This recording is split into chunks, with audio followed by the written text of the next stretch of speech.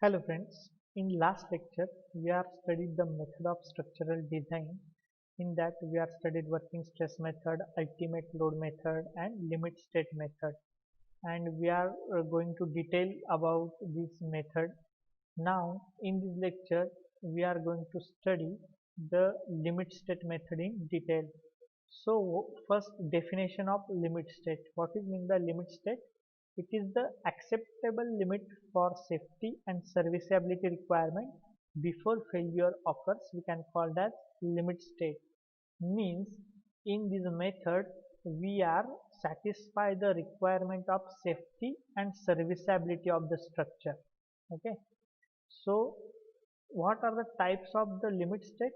First is the limit state of strength and second one is the limit state of serviceability. So let us see one by one. First, limit state of strength.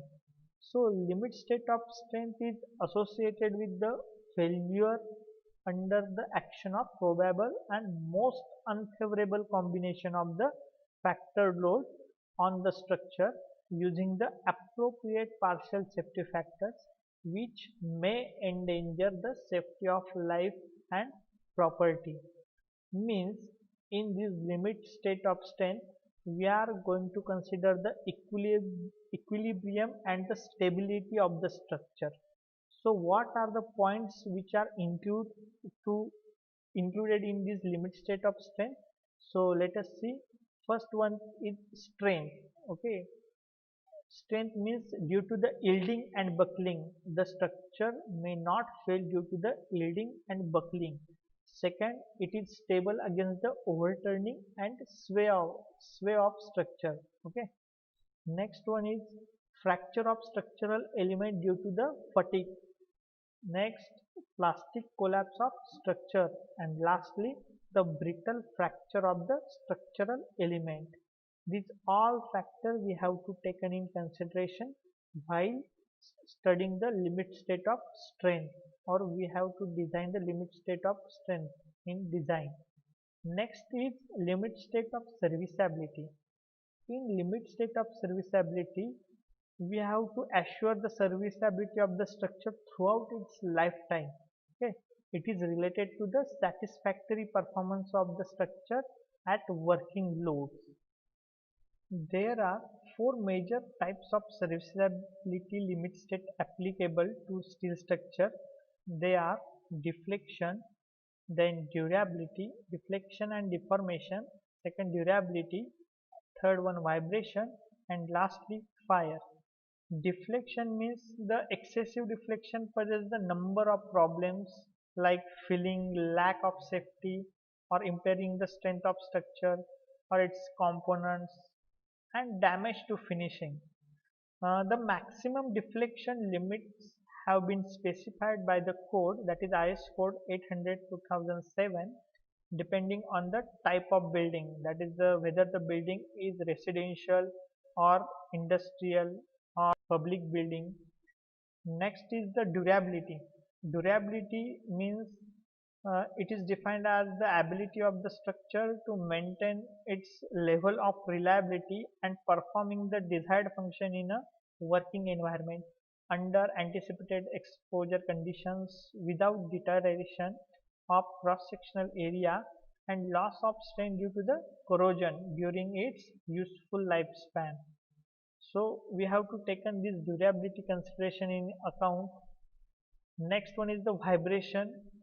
Vibration is due to what? The machinery operating loads or impact loads. So suitable provision shall be made for this vibration also. Then the fire resistance. Temperature causes the variations of mechanical properties of steel, such as variation in yield stress or modulus of elasticity. So the design provision shall be made to resist the fire. Okay. So next point is the partial safety factor. What is meant by the partial safety factor?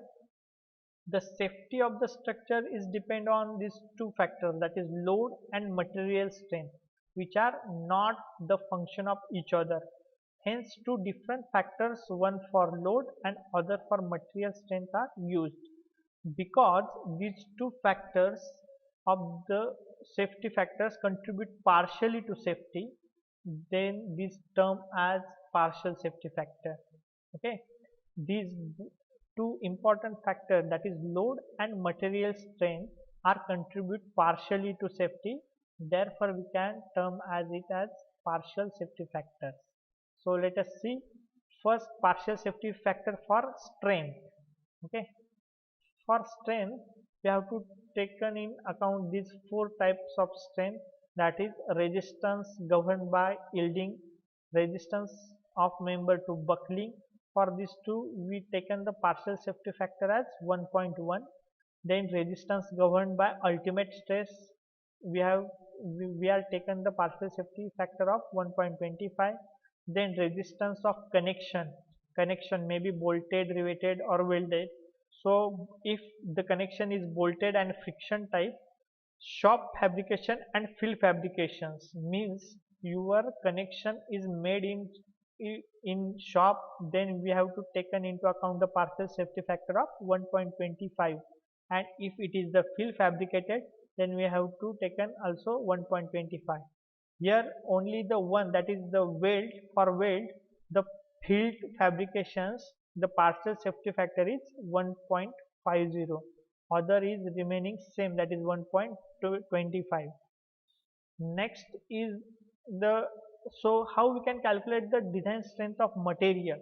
Okay, the formula of design strength of material FD is equal to characteristic strength of material, that is small f, divided by partial safety factor of the material, that is gamma n. So using this formula we can find out the design strength of the material. Next is the partial safety factor for loads. In IS 800-2007, clause number 3.5.1 and 5.3.3, this chart is given for partial safety factor for loads. Here this region is related to limit state of strength, and this is related to the limit state of serviceability. Here given the various load combinations, that is dead load plus live load plus crane load, or a wind load, then dead load, erection load. So these various load combinations are given.